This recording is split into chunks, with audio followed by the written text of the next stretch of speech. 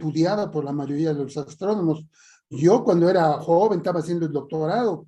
Esto de los hoyos negros a mucha gente le molestaba y con el paso del tiempo se fueron aceptando y aceptando y ahorita el trabajo que se realiza en ellos es tan, digamos, considerado tan sólido que varias veces se ha otorgado el premio Nobel a trabajos relacionados con los hoyos negros.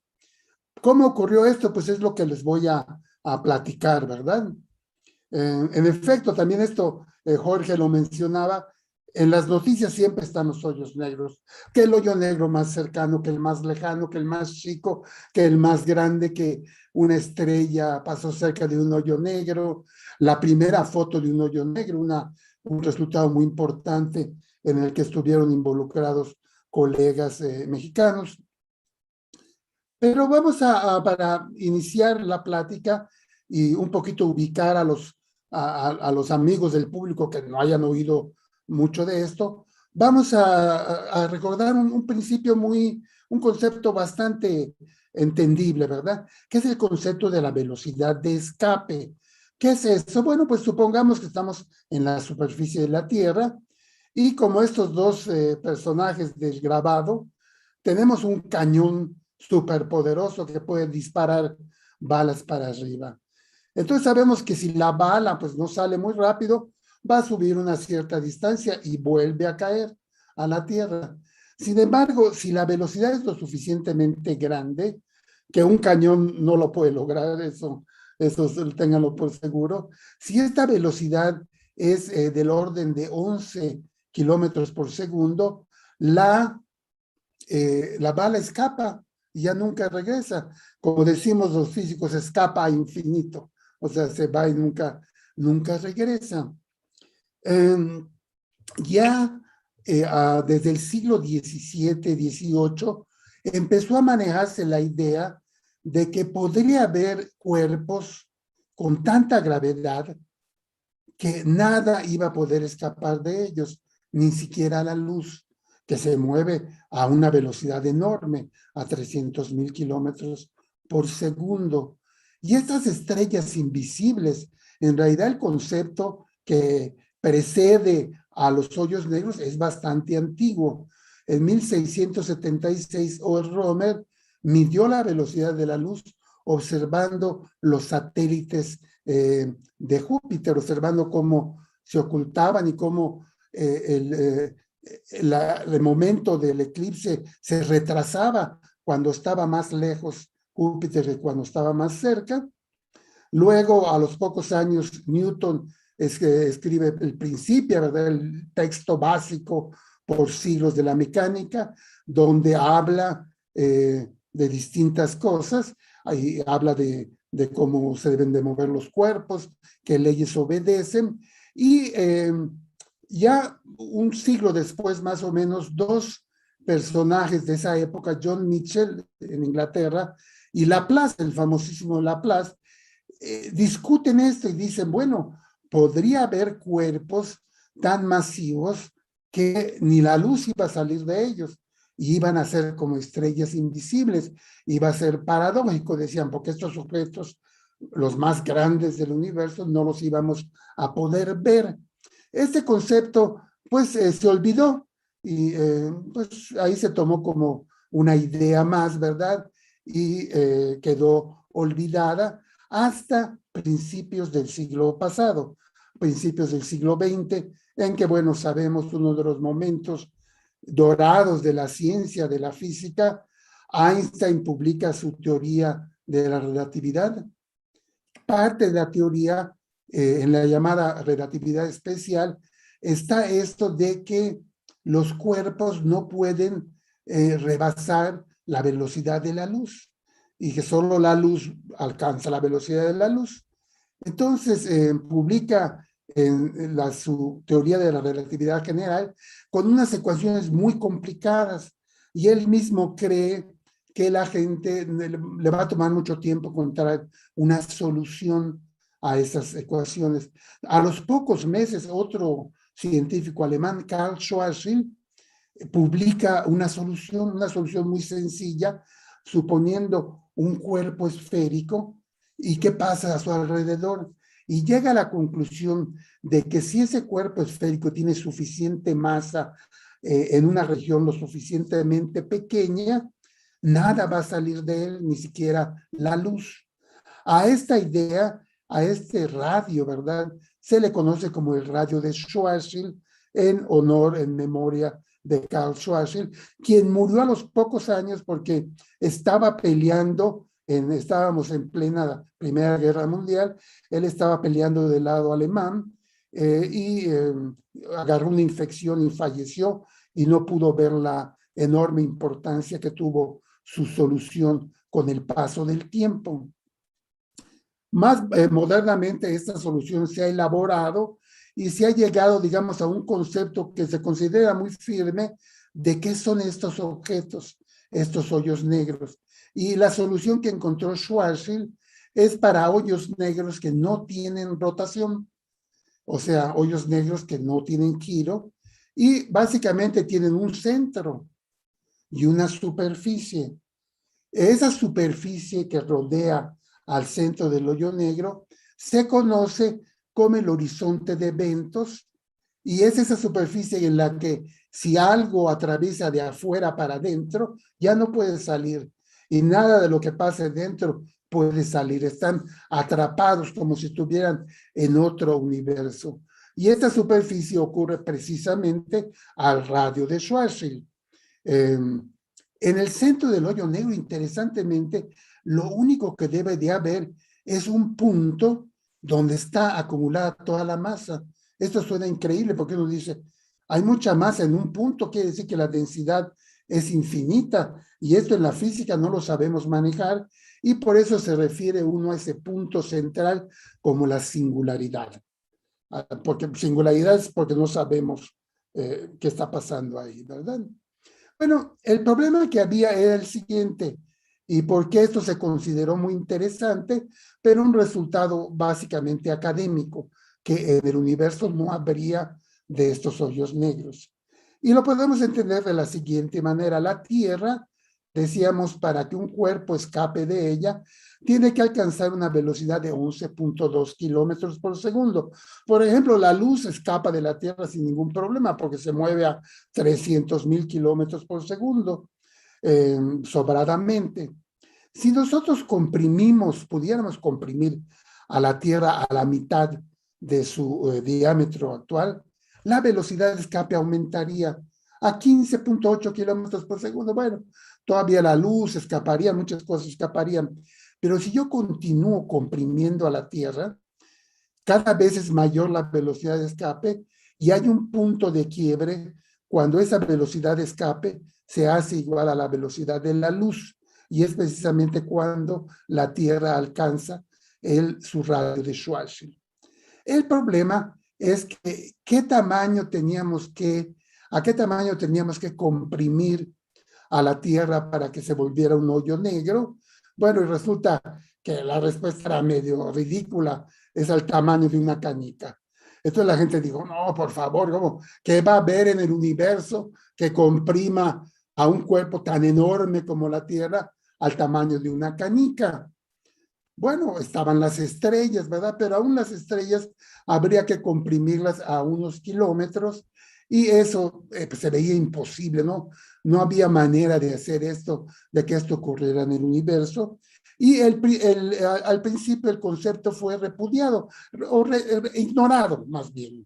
Inclusive el mismo Einstein decía que era un concepto muy bonito, pero que no iba a existir en la realidad. Bueno, lo que pasa es que la naturaleza pues siempre nos gana la mano, ¿verdad?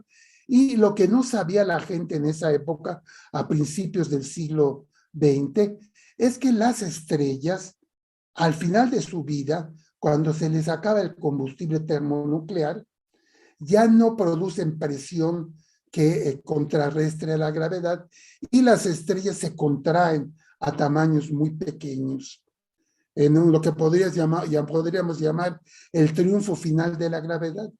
El Sol ahorita no cambia su tamaño porque la gravedad está en batalla con la presión que se produce en el centro por los procesos termonucleares y estas dos fuerzas están balanceadas, pero llegará el momento en que se acabe el combustible termonuclear, el hidrógeno y el helio en el centro del Sol, y la gravedad va a ganar porque la gravedad nunca se cansa, ¿verdad? Siempre está tratando de contraer, comprimir las cosas.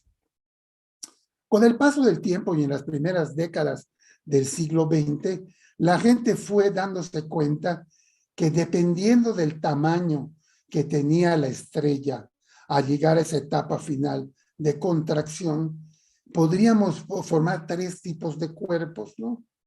Si la masa era menor que 1.4 veces la masa del Sol, por ejemplo, el Sol cae en esa clasificación, se va a contraer a un cuerpo que se conoce como una enana blanca, de las cuales se conocen decenas de miles. Es una compresión importante, es de un factor de 1000.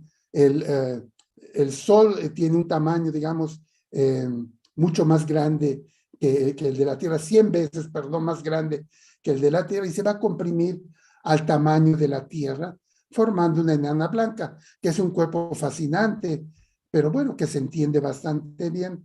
Si el cuerpo tiene entre 1.4 y 3 veces la masa del Sol, la contracción continúa y se produce un cuerpo más compacto que la enana blanca, una estrella de neutrones con un radio de 10 kilómetros, un cuerpo muy pequeño. Bueno, finalmente, ahí por los años 30 del siglo pasado quedó claro que si la estrella era más grande, que vamos a decir 3 veces la masa del Sol, esta contracción nada la iba a parar y el centro de la estrella iba a contraerse hasta un punto, que es de nuevo la singularidad, lo que decíamos al principio, y que alrededor de esa singularidad pues iba a haber un radio, el radio de Schwarzschild, el cual si lo atravesábamos de afuera para adentro ya no había salida.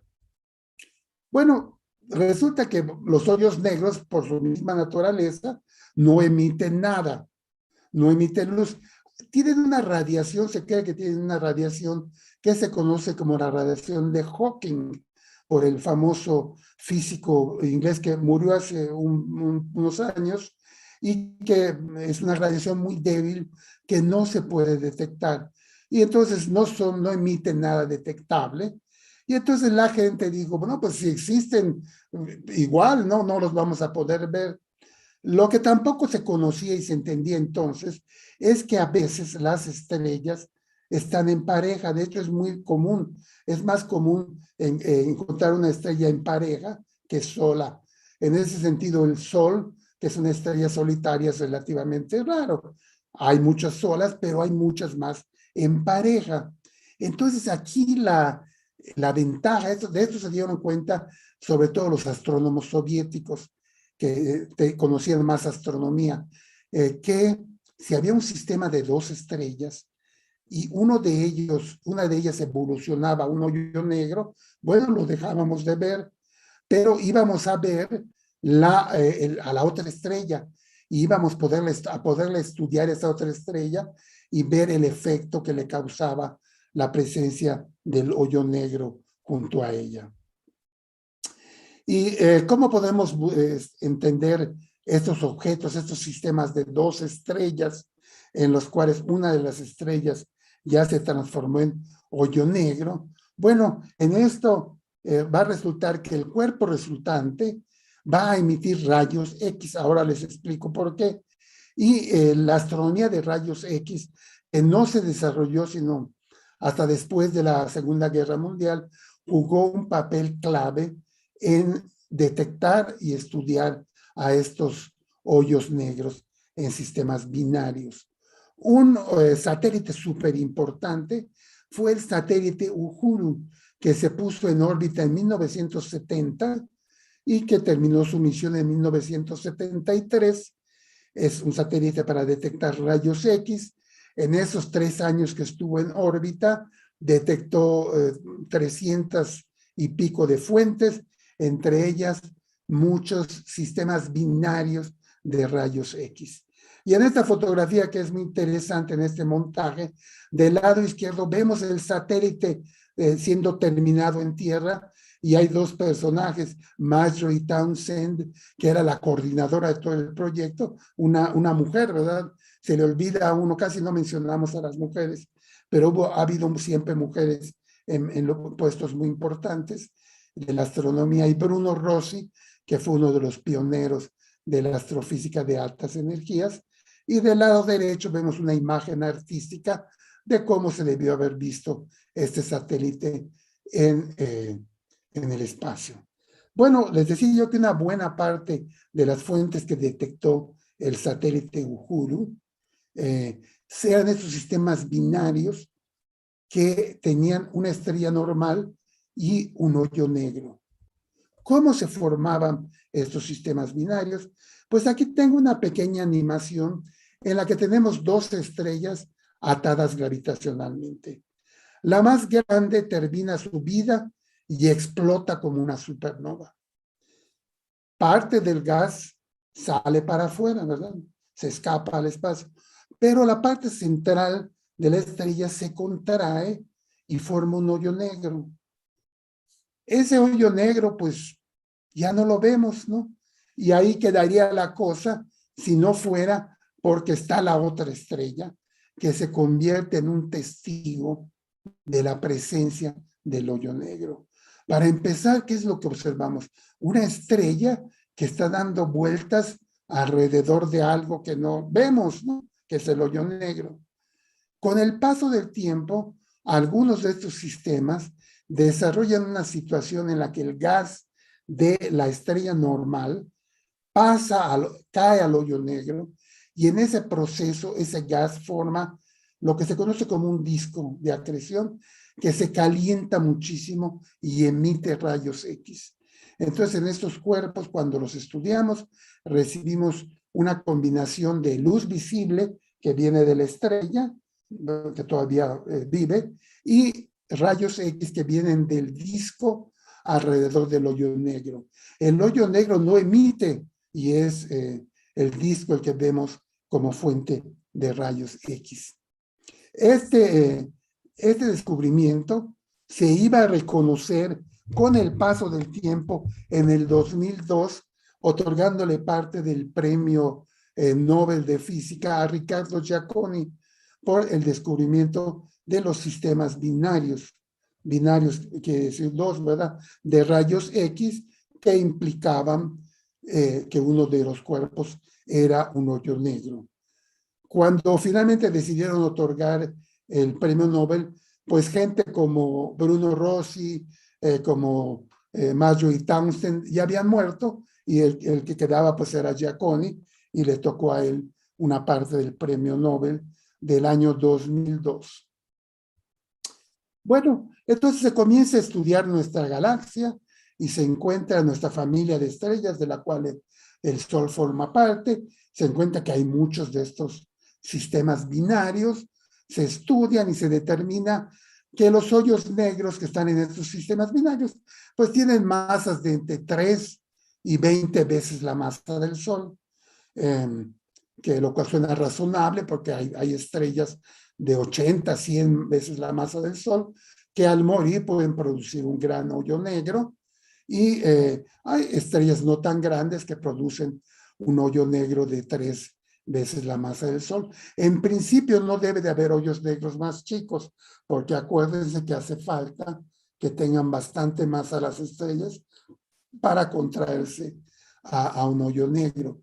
Pero mientras otros astrónomos que trabajaban fuera de nuestra galaxia comienzan a acumular evidencia que en los centros de las galaxias, en los centros de estas grandes familias de estrellas con cientos de miles de millones de estrellas, hay algo raro en el centro que se puede explicar con un hoyo negro, pero no un hoyo negro producto de la muerte de una estrella, sino un hoyo negro supermasivo, que los estudios indicaban que su masa iba de millones a miles, en algunos casos miles de millones de veces la masa del Sol, los llamados hoyos negros supermasivos.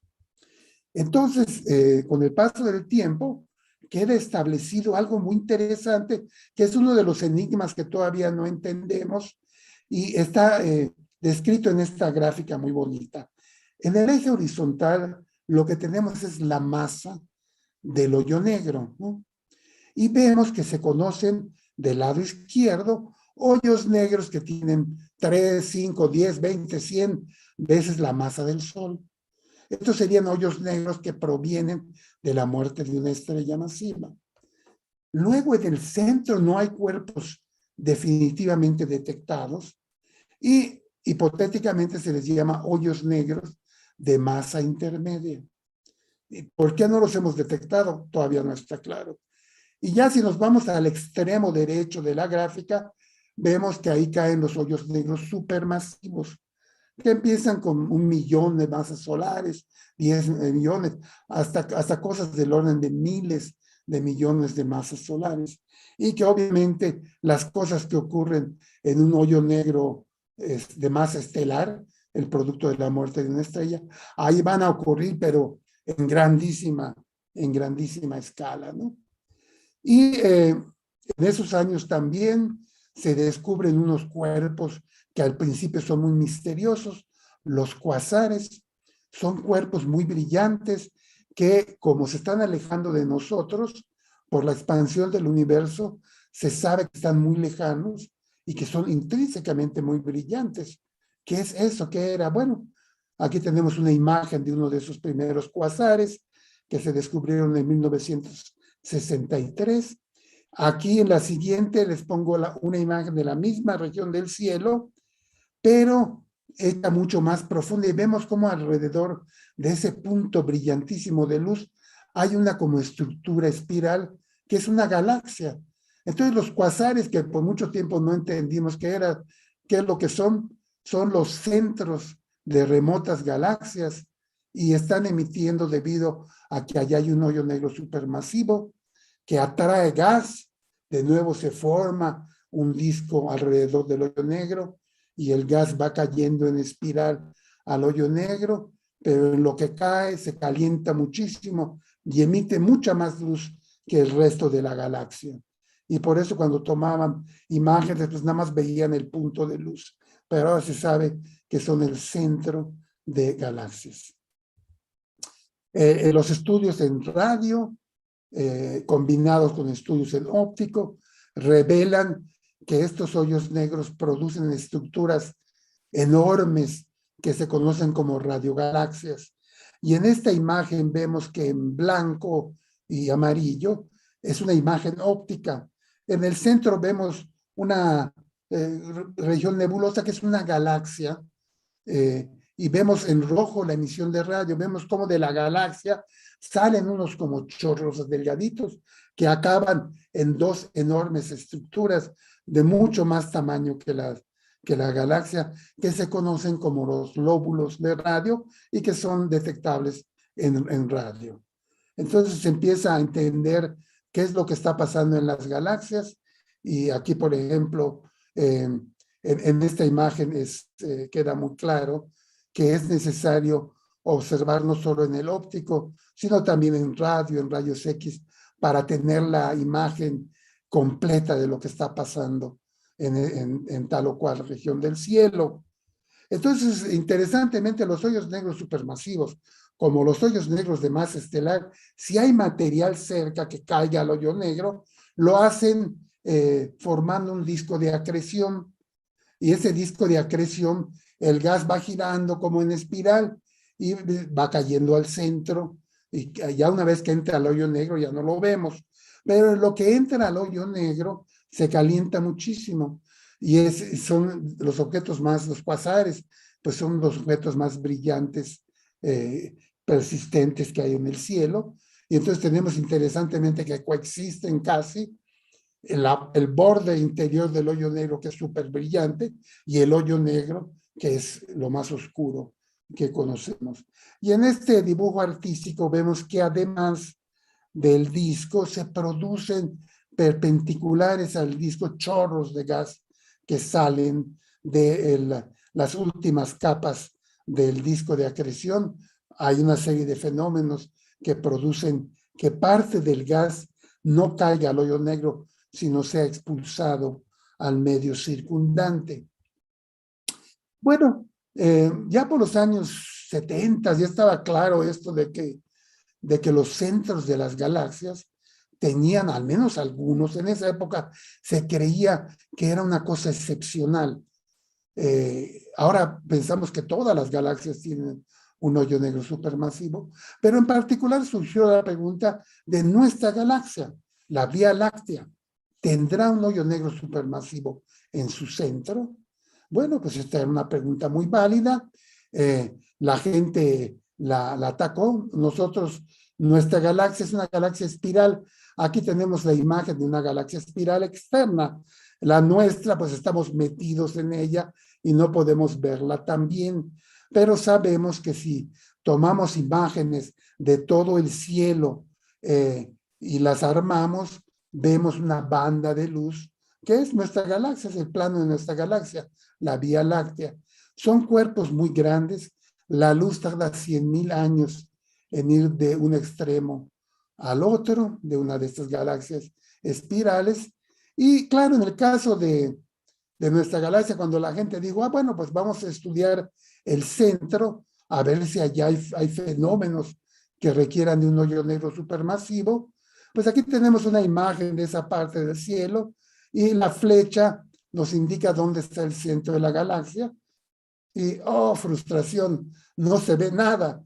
¿Por qué? Porque en nuestra galaxia y en prácticamente todas las galaxias hay una gran cantidad de estrellas y en las galaxias espirales hay además nubes de gas y de una cosa que le llamamos polvo, que son opacas a la luz. El polvo es opaco a la luz, no, la luz no lo penetra, entonces no vemos qué pasa en el centro. Y las poderosas técnicas de la astronomía óptica no se pudieron usar. Había que usar para esto ondas de radio o ondas infrarrojas que sí atraviesan el polvo. Y se empezó a tratar de hacer esto, ahí como les digo, por los años 70, hace ya 50 años. Un artículo que fue un parteaguas fue este artículo publicado en 1974, en el que 12 astrónomos estadounidenses reportan que observando en ondas de radio el centro de nuestra galaxia, detectan una región muy compacta que emite ondas de radio, ¿no?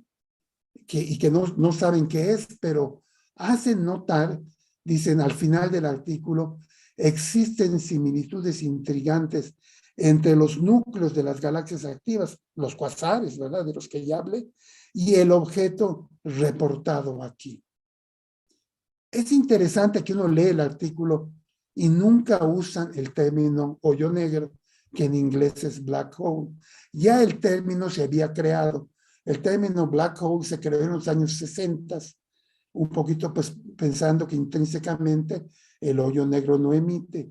Pero si uno usaba black hole en un artículo, se arriesgaba uno a que el árbitro lo rechazara diciendo, no, si los hoyos negros no existen, ¿no? Bueno, ellos reportan este cuerpo que luego va a resultar que es el hoyo negro en el centro de nuestra galaxia. Y le pusieron de nombre Sagitario, porque está en la constelación de Sagitario, A, porque es el objeto de radio más brillante en esa constelación, y asterisco, porque es muy compacto, parece ser una estrella. Bueno, yo hice mi tesis de doctorado en 1978 y estudié, ya se sabía dónde estaba ese objeto, estudié el gas que estaba a su alrededor y encontré que el gas se comportaba de manera muy distinta al gas que vemos, al gas ionizado que vemos en otras partes de la galaxia. En la gráfica aquí, que es un poco técnica, y me disculpo, en la parte de arriba está lo que se conoce como el espectro de emisión del gas ionizado, y vemos que es muy ancho, que es una cosa ancha, mientras que abajo está el gas ionizado de una región normal, que es muy angosto. Entonces, en un artículo antiquísimo de 1979, reportamos que el estudio del gas ionizado en el núcleo de nuestra galaxia, para que la línea fuera tan ancha y el gas no se hubiera ya dispersado, hacía falta una fuerza de gravedad que lo mantuviera atado al centro de la galaxia, y que eso requería una fuente puntual con masa de 5 millones de veces la masa del Sol. Obviamente esto era un hoyo negro, pero tampoco usamos hoyo negro porque nos rechazaban el artículo. Y el resumen al final dice, la estructura dinámica puede explicarse tomando en cuenta las estrellas que hay allá, más un objeto puntual con masa de 5 millones de masas solares. Un objeto puntual de 5 millones de veces la masa del Sol solo puede ser un hoyo negro, pero no usamos nunca hoyo negro. La tesis fue muy bien recibida, recibió un premio a la mejor tesis doctoral de Norteamérica en 1980 y todo iba muy bien.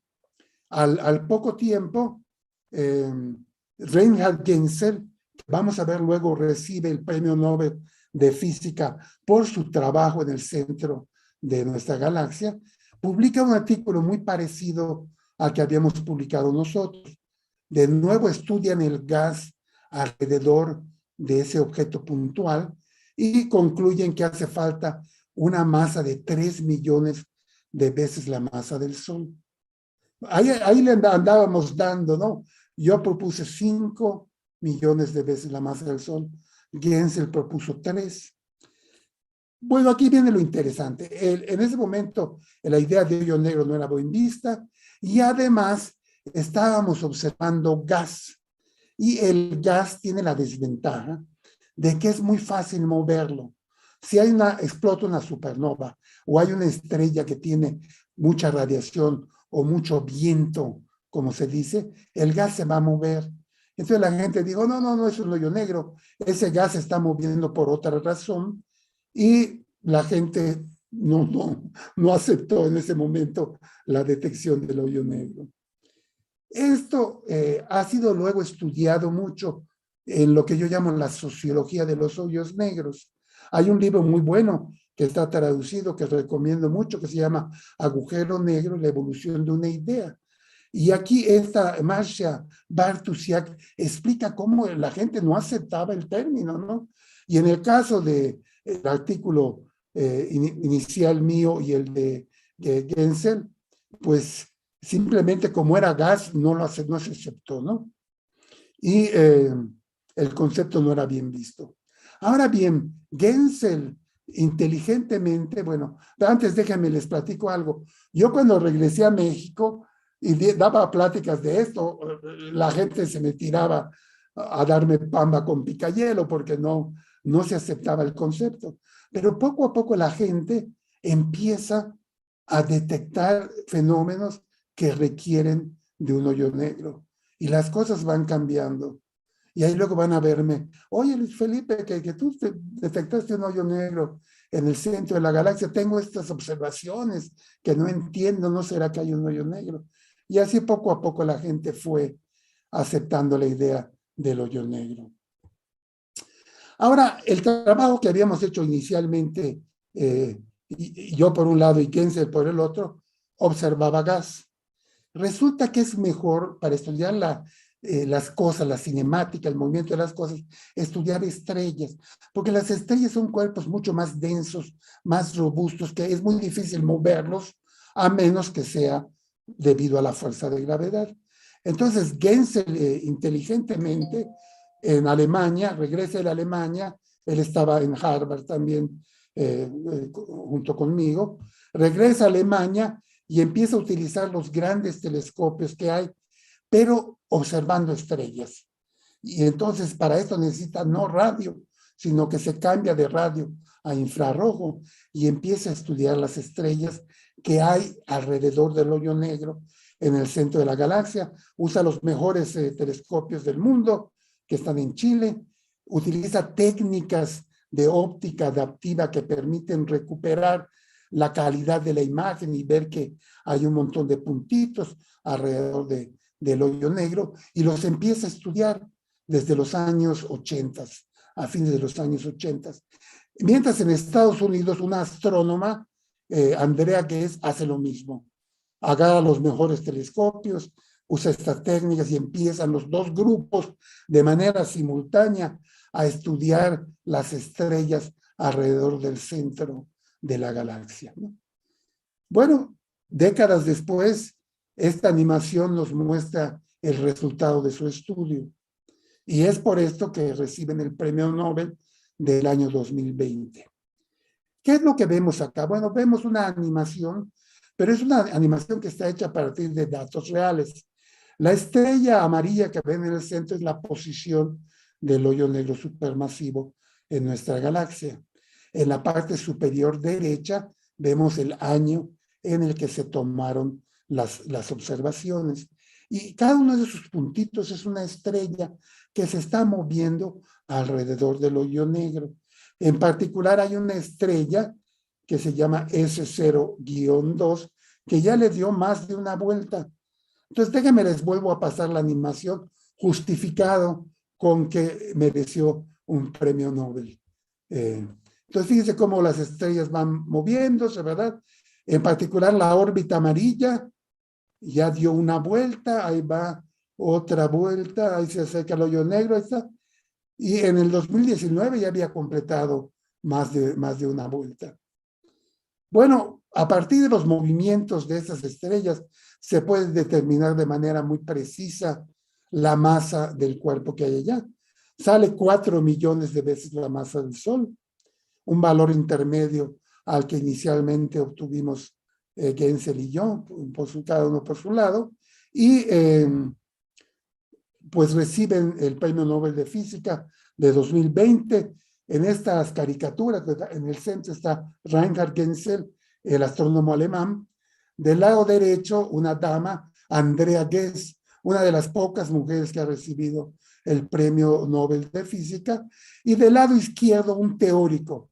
El premio lo comparten 3 personas, 2 astrónomos observacionales, como decimos, y esta persona que está del lado izquierdo es Roger Penrose, un astrofísico teórico inglés muy importante que también trabaja en hoyos negros y recibe esa parte del premio Nobel porque él demuestra que hay una fotografía de él, demuestra que esa singularidad de la que les hablé al principio de la plática, ese punto donde está toda la masa del hoyo negro, aunque suene totalmente ilógico, es real y que de hecho se debe de formar de manera inevitable.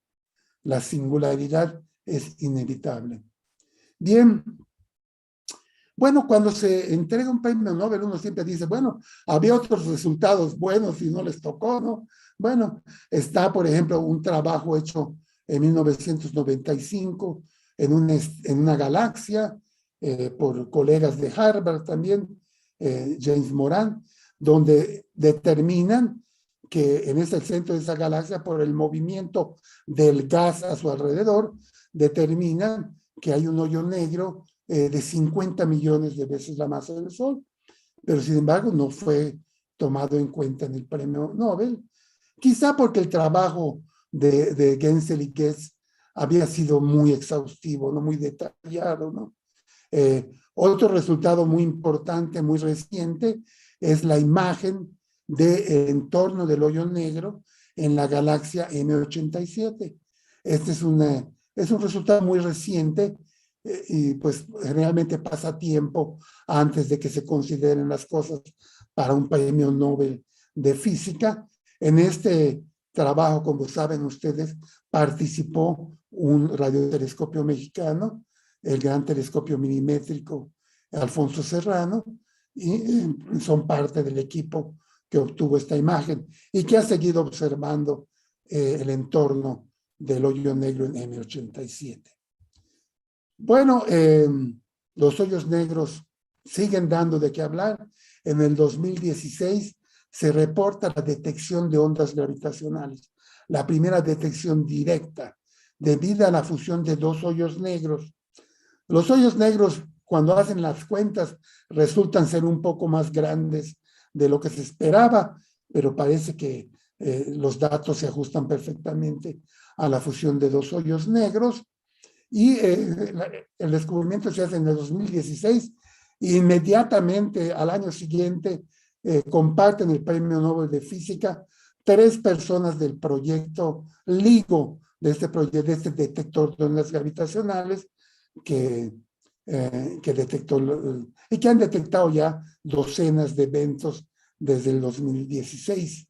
Y el resultado se consideró tan importante que en lugar de esperar como hacen unos años, inmediatamente les dieron el premio Nobel a estos 3 personajes. Bueno, yo después, ya en mi trabajo en México, regresé a estudiar hoyos negros, pero ya no como el centro de la galaxia, sino los hoyos negros estelares. Y encontramos que muestran una fenomenología muy parecida a la de los hoyos negros supermasivos.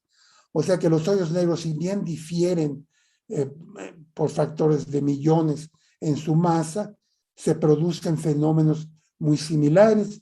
Este trabajo recibió un premio también muy importante, el premio Bruno Rossi en 1996, y llevó a la analogía quasar-microquasar, que quiere decir que los hoyos negros, independientemente de su masa, se comportan parecido. Y aquí tenemos una animación de una binaria de rayos X.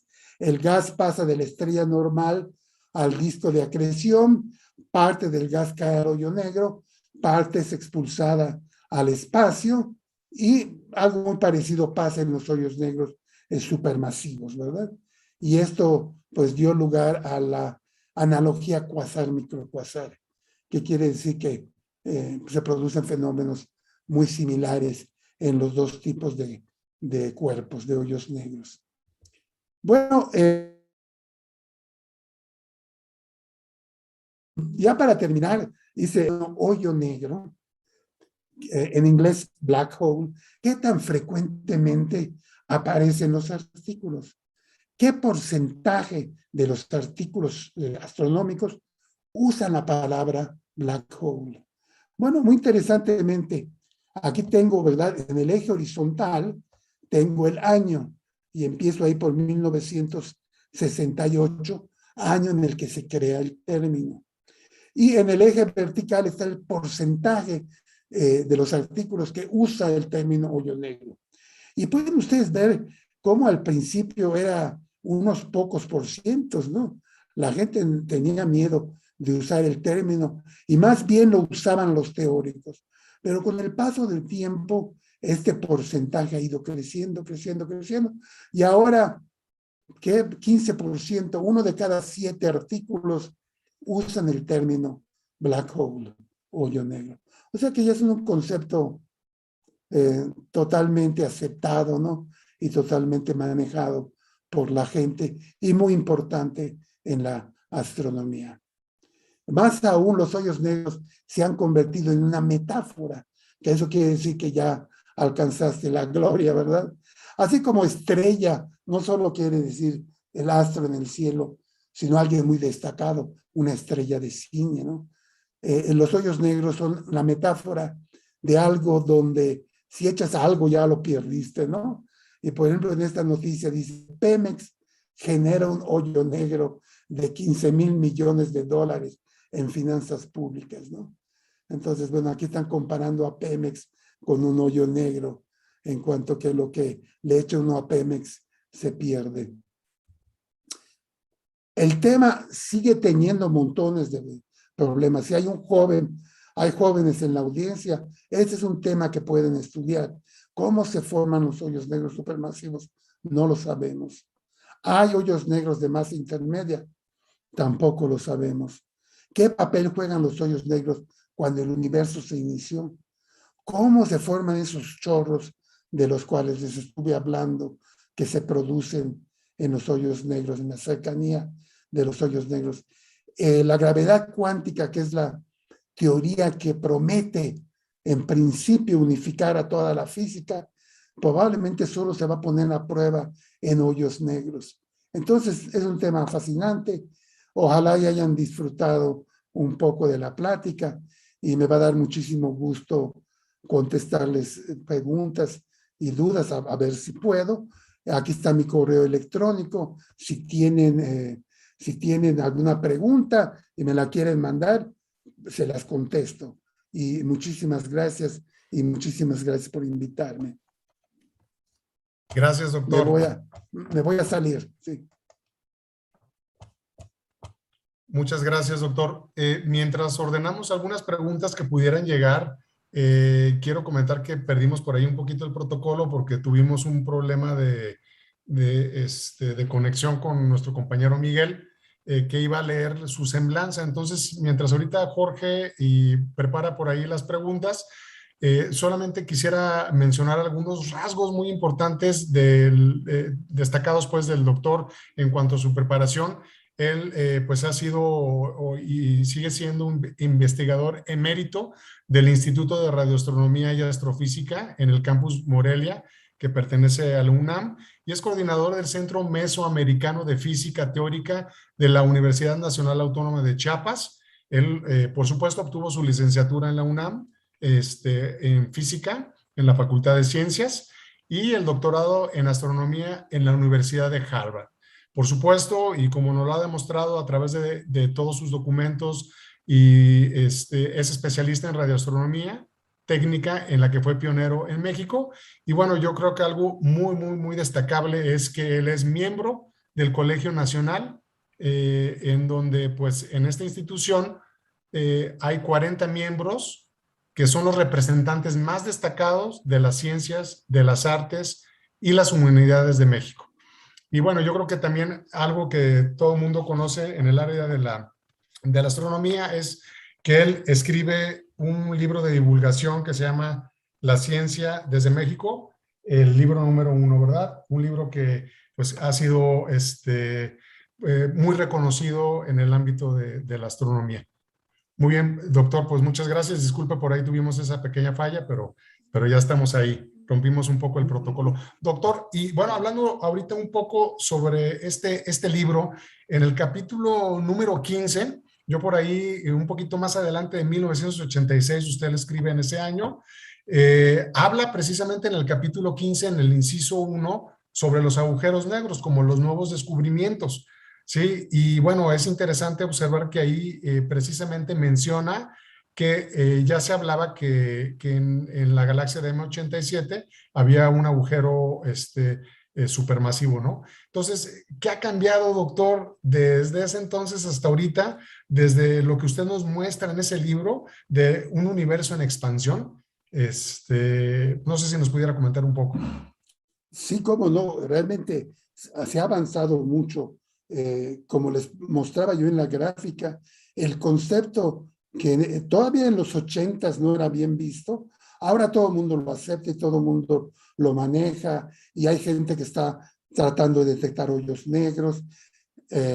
Luego había esta duda de si existían o no, pero ya las cosas que se han hecho en el centro de nuestra galaxia, en otras galaxias, y luego las ondas gravitacionales que solo se pueden explicar con la fusión de dos hoyos negros, pues nos dicen que los hoyos negros existen, ¿no?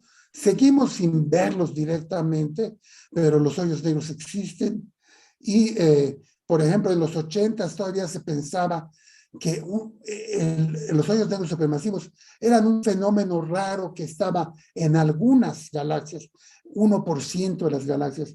Ahora se sabe que en la casi totalidad de las galaxias hay un hoyo negro. Lo que pasa es que el hoyo negro, si no le cae gas, como que se apaga, queda digamos, silencioso. Pero si pasa una nube, una estrella, y le cae gas, vuelve a prenderse la luz, ¿no? Entonces sí hemos avanzado muchísimo hacia una aceptación del concepto y hacia entender que es un fenómeno mucho más común del que una vez creímos. Muchas gracias, doctor. Jorge, no sé si hubiera una pregunta, pero también pudiéramos iniciar con alguna pregunta de los compañeros que aquí nos acompañan. Luis. Luis tiene desactivado el micrófono. El micrófono. No te escuchamos, Luis. Perdón. que me quedé con la curiosidad de cuando el doctor mencionó del libro donde hablan de este colaborador de Eddington, Dyson, que aparentemente tuvo un papel pues muy importante, ¿no? En el trabajo técnico de las fotografías, yo qué sé, de los telescopios. ¿Cómo se llama ese libro? ¿Es un libro más o menos reciente? ¿Es investigación científica de es muy historia de la ciencia? reciente, sí. Sí, la traducción del título es Sin sombra de duda. En inglés, No Shadow of a Doubt, porque hubo un momento ahí por los años 80 y 90 en que la gente empezó a decir que Eddington había cuchareado los datos, porque Sí. eran datos, no sé si recuerdan eso, pero esta persona aparentemente realizaron toda una investigación y encontraron que no, que sí midió la deflexión correcta, y por eso le puso sin sombra de duda. Okay. Dice que la gente que ha analizado las placas y todo confirma que sí midieron la deflexión esperada. Okay. ¿Recuerda el autor, doctor? Te lo mando en un momento. Ok. Sí, te mando los datos. O sea, sí. Está bien. Gracias. ¿Cómo no? Sí, adelante, sí, ahorita, Jorge. sí. Perdón. No, iba yo a decir que se van a volver a poner de moda los eclipses, porque hay uno anular en 2023 que se van a ver desde México, porque cada año hay un par de eclipses solares, pero en el 2023 va a haber un anular y en el 2024 va a haber uno total, que es uno de los espectáculos más maravillosos de la naturaleza. Perdón. Así es. Sí, listo, Jorge, adelante. Sí, gracias. Bueno, no sé, estaba pensando que era un poco curioso que el año pasado estábamos aquí platicando con Luis y sobre Roger Penrose y ahora los otros estamos platicando sobre el mismo premio Nobel, pero con los otros dos ganadores, ¿no? El premio Nobel. Sí. Como que rima eso. Sí. Nada más tenía, bueno, una curiosidad sobre las ondas gravitacionales. Ya tenemos bastantes, ya sobre la distribución. Veo que muchas de ellas, una pregunta, ¿la masa de los agujeros negros que estamos detectando ahora es lo que se esperaba que se detectara o no? Bueno, han resultado ser hoyos negros más grandes de lo que se esperaba. Hay inclusive un evento que, si no me equivoco, los hoyos negros tenían como 80 veces la masa del Sol. Y la verdad es que la gente no esperaba hoyos negros tan grandes, pero pues ya han revisado la teoría y resulta que es posible, ¿no? Parece que puede haber estrellas, no sé, hasta de 150 veces la masa del Sol, que podrían formar un hoyo negro muy grande. Ahora, aquí hay lo que se llama un sesgo observacional. Esos hoyos negros, cuando se fusionan, mientras más grandes son, más fuerte es la onda gravitacional. Entonces, los que se detectaron primero, pues es de hoyos negros muy masivos. Con el paso del tiempo, yo creo que vamos a descubrir muchas fusiones de hoyos negros de masas más razonables, ¿verdad? De 10 masas solares, 20 masas solares. Pero sí la gente se preocupó de que estaban un poco grandes, pero parece que es posible. Ok, gracias. Sí, lo que dice el sesgo es muy importante, eso, ¿no? Por ejemplo, con los exoplanetas recuerdo que se empezaron a detectar grandotes muy cercanos a la estrella, pero en realidad eran los más sencillos en ese momento. Exacto, y la gente decía, no, es que no hay planetas como la Tierra. No, es que no hay la técnica. Tan pronto se desarrollaron las técnicas, se empezaron a detectar exoplanetas más chicos. Ok. Era una pregunta de dos partes. La primera era esa sobre no sé si podemos hablar un poco sobre los agujeros negros de masa intermedia. Claro. Vemos que los de masa estelar, corríjanme si me equivoco, pero estamos hablando de agujeros negros quizá del orden de 5, 10, 15 masas solares. Pueden ser explicados por eso, con colapso de estrellas. Los supermasivos, que ahorita tenemos otra pregunta del público, ahorita le hacemos esa pregunta, también se pueden explicar de otra manera. Pero, ¿por qué no se puede, por qué una estrella no puede dar nacimiento a un agujero negro de 100 masas solares, por ejemplo? No sé si nos puedes ayudar con eso. Yo creo que sí hay hoyos negros hasta de 100 masas solares, más o menos, porque hay estrellas, se sabe que hay estrellas hasta como 150 veces la masa del Sol, que al morir podrían dar lugar a hoyos negros grandes. Y te digo, no recuerdo exactamente, pero ya uno de los eventos detectados por LIGO involucraba, creo que hoyos negros de 80 masas solares.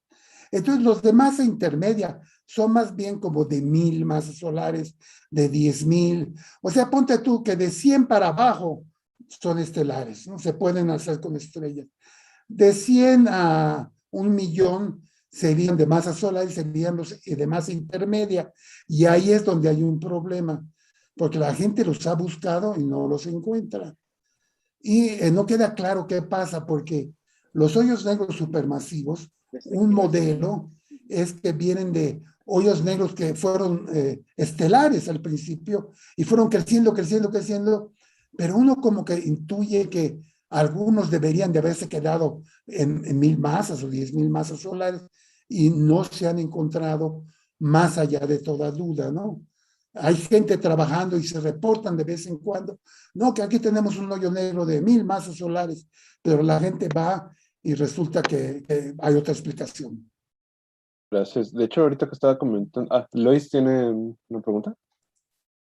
Gracias, Jorge.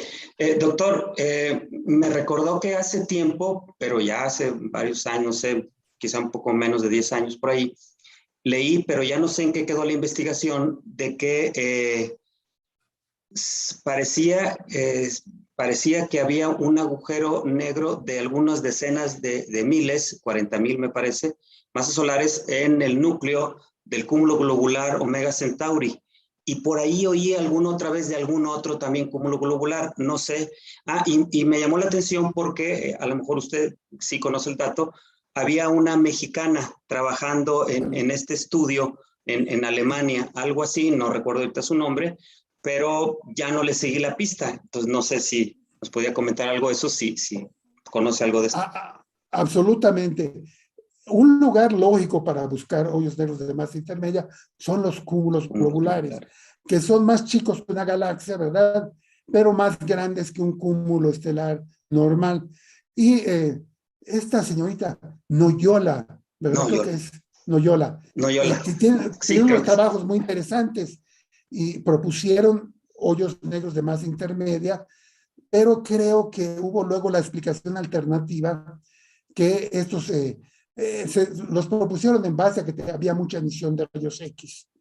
Pero luego se buscó una explicación en el sentido de que eran hoyos negros masivos, pero que acretaban más masa de la que deberían y emitían muchos rayos X.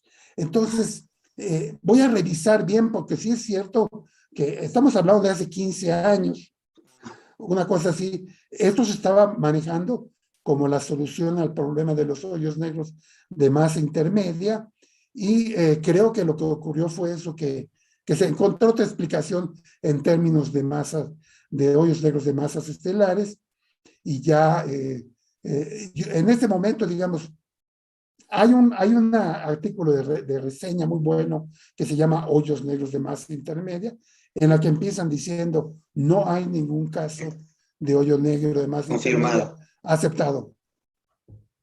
Bien, gracias, doctor. Sí, lo voy a revisar. Muy buen punto. Doctor, hay una pregunta de nuestro compañero Alfonso. Bueno, primero lo felicita al doctor Luis Felipe Rodríguez. Muchas gracias. Y cuando llegan a ser hoyos negros supermasivos, ¿de ahí se evaporan para desaparecer? Bueno, una de las teorías de Hawking, este gran teórico británico, es que los hoyos negros producen radiación, la radiación de Hawking. Bueno, energía es igual a masa, entonces quiere decir que el hoyo negro está perdiendo masa, pero es a una tasa increíblemente lenta y va a tomar muchísimas veces la edad del universo que se terminen de evaporar, pero en principio los hoyos negros se están evaporando. No se ha comprobado observacionalmente. Si se hubiera comprobado, le hubieran dado el premio Nobel a Hawking, pero la radiación es tan débil que no la podemos medir. Quizá en el futuro se llegue a medir, ¿verdad?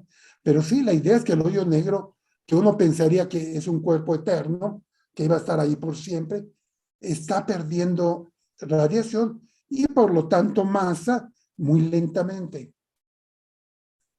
Ahora que menciona, doctor, sobre la radiación de Hawking, bueno, Hawking menciona en su libro, el famoso ese libro de los 80, de Breve Historia del Tiempo, un poco sobre la radiación de Hawking, y la describe, bueno, nos hace nosotros imaginarnos que el universo, el agujero negro radia porque nos imaginemos partículas virtuales que aparecen cerca del horizonte y una partícula virtual se mete al agujero negro Cae y al hoyo otra, negro. ajá, y otra sale. Pero me he topado con también físicos que dicen que no les gusta esa explicación, sí, esa explicación de Hawking, que no se debería verse de esa manera. No sé si hubiera alguna otra manera en la que se puede pensar la radiación de Hawking. Eh, no, pues esa sigue siendo como la explicación, ¿verdad? Porque de nuevo la gente dice, no se suponía que nada salía del hoyo negro, ¿no? Entonces las cosas que se pudieran ver tendrían que producirse ligeramente afuera del radio de Schwarzschild. Entonces, pues esa es la explicación, esa de que, de hecho, en todas partes del espacio se sabe que se están produciendo pares de materia-antimateria que desaparecen casi inmediatamente, ¿no? Esto, increíblemente, esto es cierto, y hay un experimento que lo demuestra, ¿no? El efecto Casimir. Pero en el hoyo negro, pues es la explicación que se da, ¿no? De que en la superficie, justo afuerita del horizonte de eventos, se producen estos pares y como dices tú, uno cae al hoyo negro y el otro ya no tiene con quién destruirse y sale para afuera. Pero esto lleva, creo que a problemas como que si alguien se acercara al hoyo negro, llegaría a una zona que sería como le dicen la pared de fuego, ¿no? Donde se están produciendo estas partículas, mientras que la teoría normal de relatividad general dice que no deberías de tener ningún problema, que podrías inclusive atravesar ciertas condiciones el horizonte de eventos sin darte cuenta, ¿no?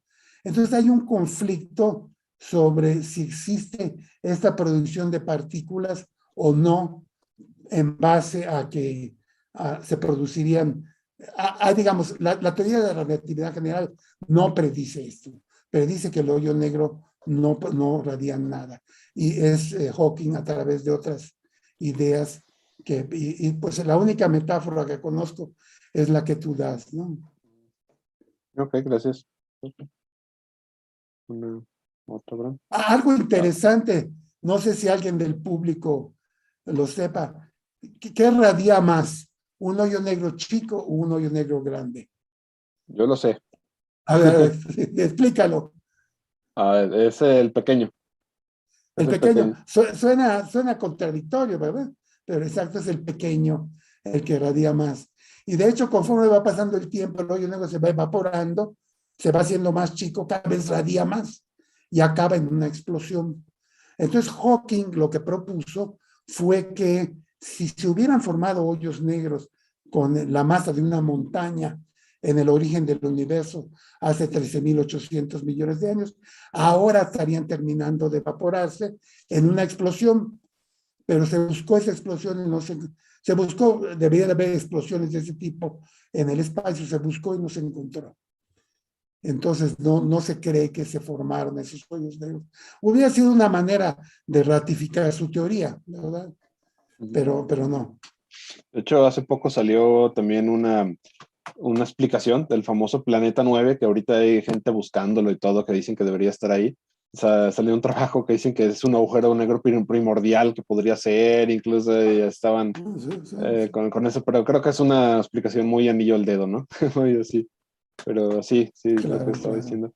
Y no hay ningún sospechoso, quizá algo una radiación en forma de exceso, a lo mejor en el fondo, que digan, bueno, a lo mejor esta radiación podría ser de explosiones de agujeros negros que se hayan evaporado.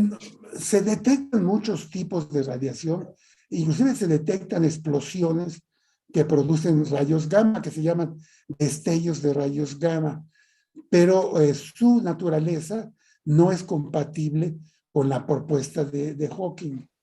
Entonces, en el cielo se están detectando todo tipo de cosas y con la nueva generación de telescopios que se muestrean muy rápido, ¿no? Digamos, cada 10 milésima de segundo. Se encuentra que hay, por ejemplo, ráfagas de radio, emisiones de radio que duran 1 milésima de segundo. Están los destellos de rayos gamma. Hay muchos tipos de explosiones y se estudian, pero ninguna parece coincidir con las características que tendrían estos hoyos negros de Hawking, estos hoyos negros pequeños que propuso Hawking, ¿no? Bueno, Hawking los propuso más que nada porque si existían, su teoría podría ponerse a prueba, pero el que no exista no quiere decir que su teoría esté mal, porque los hoyos negros grandes igual están perdiendo radiación en la forma de radiación de Hawking, y no sé, a lo mejor a alguien se le ocurre una manera de medirlo, ¿no?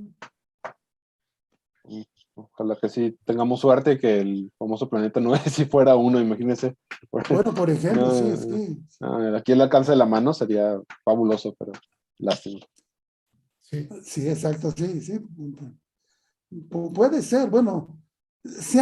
Otra cosa interesante es que está relacionado con los hoyos negros, es el problema de la materia oscura, que se sabe que hay más fuerza de gravedad que la que produce las estrellas, el gas, todo eso. Entonces la gente buscó hoyos negros que existieran en el espacio. ¿Cómo? Pues a través de observar estrellas remotas, y si el hoyo negro pasaba enfrente, ¿verdad? Curva la luz de la estrella y se vería una alteración. Encontraron unos ejemplos, pero no es suficiente. Entonces, es otra pregunta que la gente hace. ¿La materia oscura podría ser hoyos negros? La respuesta es que no. No hay suficientes hoyos negros para explicar la materia oscura. Son los famosos machos, ¿no, doctor? Los machos que se buscaron mucho en los años 80 y 90, y se encontraron algunos, pero no en la cantidad requerida. O sea, que podrían ser, bueno, podrían contribuir, digamos, a la materia oscura, pero no, definitivamente no a toda. No, pues hay que acordarse que la materia oscura es 5 veces más que la materia ordinaria. Y no, los hoyos negros son un poquito, no sé, 10% de la materia ordinaria. O sea que están ahí, contribuyen, pero es de manera mínima. Ok. Doctor, después de este trabajo colaborativo de muchos países y de instituciones de nivel astronómico, ya ciertamente mencionó también nuestro telescopio aquí en México, el milimétrico, para poder obtener esta imagen del hoyo negro en M87, ¿qué podemos esperar? ¿Se seguirá estudiando? ¿Habrá ya en marcha? Sabíamos pues que ya estaban por producir posiblemente alguna otra imagen. ¿Qué podemos esperar de este tipo de estudios? Bueno, va a ser muy interesante porque la manera en la que varía esa emisión nos va a decir mucho del hoyo negro. Y creo que están trabajando en un artículo que se va a llamar el hoyo negro en M87, 2 puntos, la película. Ya ven que antes se decía la película bueno, van a sacar una como película de las imágenes que han obtenido en el tiempo, y bueno, supuestamente varía ahí. Y yo no la he visto, pero nos va a ayudar a entender mejor qué es lo que está pasando en ese hoyo negro. Muy bien. Luis, me parece Adelante, que Luis. Sí. Luis, tu micrófono está apagado. Es que yo siempre lo tengo abierto de profesor, ¿verdad? No estoy acostumbrado. Doctor, me recordó que cuando fuimos al GTM, Miguel Chávez nos comentaba de que también se estaba trabajando en conformar la imagen del agujero negro de Sagitario A estrella, Sagitario asterisco. Hay una cosa interesante que es por qué primero fue más fácil, ¿verdad? El de M87 que el de aquí. Y si puede comentar algo acerca de eso. Y lo otro, si sabe en qué va la producción de la imagen, si es que se ha seguido trabajando, pues tomando los datos, en el rango milimétrico de este agujero negro y si vamos a tener noticias pronto de él. Excelente pregunta, exacto. Suena como paradójico que se haya obtenido primero la imagen. de un hoyo negro que está lejísimos y no el del hoyo negro que tenemos en nuestra galaxia. Lo que pasa, es muy interesante, es que el hoyo negro de M87 es muchísimo más grande, miles de veces más grande que el de nuestra galaxia. Y el horizonte de eventos del hoyo negro es directamente proporcional a la masa. O sea que si un hoyo negro tiene este tamaño, le pongo el doble de masa, el radio crece al doble. Entonces, el hoyo negro del M87 es enorme. De hecho, tiene el mismo tamaño que el de nuestra galaxia. El de nuestra galaxia está cerca, pero es chico, comparativamente hablando. Y el problema adicional es que el hoyo negro de nuestra galaxia, por esas cosas de la mala suerte, está rodeado de gas ionizado, lo que llamamos plasma. Y este plasma no deja ver, afecta la imagen, ¿no? Y entonces están desarrollando técnicas para compensar el efecto de este plasma. Y la idea es que sí van a sacar una imagen, pero les ha costado muchísimo más trabajo. Mientras que en M87, por esas cosas de la vida, la región está limpia, está el hoyo negro, ¿verdad?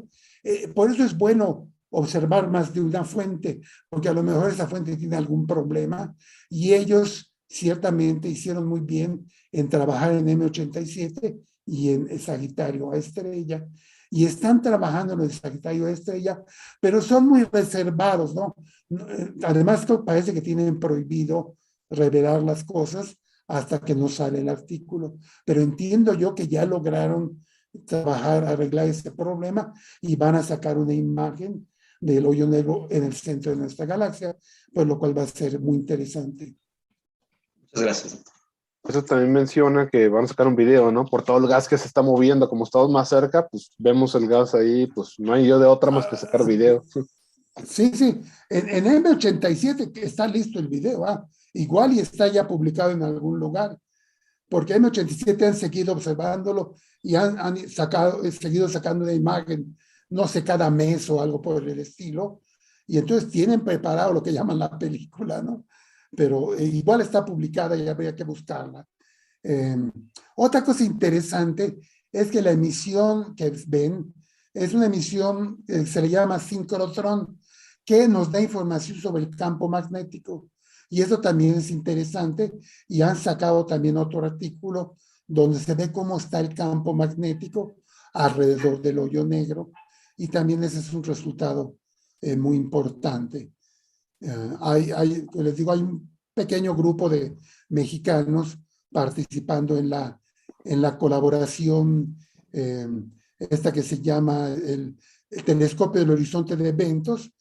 Son como, en todo el mundo son como 300 personas y recibieron un premio más grande que el premio Nobel, creo que de $3 millones, y lo tuvieron que repartir entre todos, porque así es pero aún así les tocó una buena cantidad a cada uno, porque es tanto dinero. Creo que les tocó $10,000 a cada uno de los 300 participantes, ¿no? Porque el premio era generosísimo, el premio que recibieron. Ahora que menciona el telescopio del horizonte de eventos, el ETH, Event Horizon Telescope, hasta donde supe, creo que sí se están añadiendo radiotelescopios, ¿no? A todo el sistema. Pero eso, bueno, nos aumentaría sensibilidad, pero ¿habría manera de, no sé si hay planes, de irse al espacio quizá para hacerlo más grande todavía? Se ha trabajado ya desde el espacio. Los japoneses tuvieron una misión que se llamó BSOP, con BSOP, y lograron algunos resultados, pero es muy difícil, porque tienes que saber de manera súper exacta la posición del telescopio, ¿no? Y aquí lo que tenemos es un telescopio que está en órbita, ¿no? Alrededor de la Tierra, se está moviendo, y la técnica como que la gente no ha querido repetirla. Pero en efecto, un telescopio en órbita, al estar más separado, mientras más separados los telescopios, mejor resolución angular. Sería muy interesante, pero en este momento no está planteado un telescopio desde el espacio por lo difícil que resultó la experiencia japonesa, pero se podría hacer, ¿no? Y ciertamente ya se cubre toda la superficie de la Tierra, y cuando se observa es como si fuera un telescopio, ellos dicen del tamaño de la Tierra, y es cierto, tendría la resolución de un telescopio del tamaño de la Tierra, aunque nada más hay pedacitos, ¿no? Donde están los telescopios, que es donde se detecta la radiación, y se siguen, un poco la idea es en México tener un telescopio chico que también participara en esto. Obviamente tendría que estar lejos del gran telescopio milimétrico, porque la idea es tener distintas posiciones, ¿verdad? Porque eso permite lo que llaman una mejor cobertura del plano de Fourier, y no tiene sentido poner otro telescopio junto al telescopio milimétrico. Habría que ponerlo en Baja California o en algún lugar remoto para que ese telescopio aportara información adicional. Ok, gracias. Sí, ahora que está mencionando sobre el espacio, también me quedé pensando que cómo bajarían la información. Recordemos estos discos duros en cajas que se llevaron y de la Antártida. Sí. Sería un dolor de cabeza. Sería inalámbricamente, ¿no? Sería inalámbricamente, pero sí es un problema porque requiere mucha ancho de banda muy grande. Y ahora lo que se hace, bueno, yo he visto todo. La técnica de interferometría va a ser muy larga. Pues primero se grababa en unas cintas, ¿no?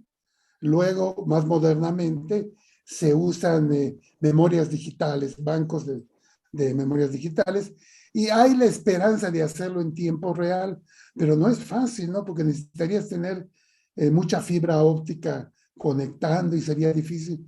Entonces se graba separadamente y se lleva todo a un mismo lugar y ahí se combina en una computadora especial. De hecho, una duda, doctor, siempre he tenido esta duda, a ver si me puede ayudar. Sé que, bueno, ¿por qué se hace interferometría con onda de radio? ¿Por qué no se hace en infrarrojo o en visible? Se hace en el óptico, el día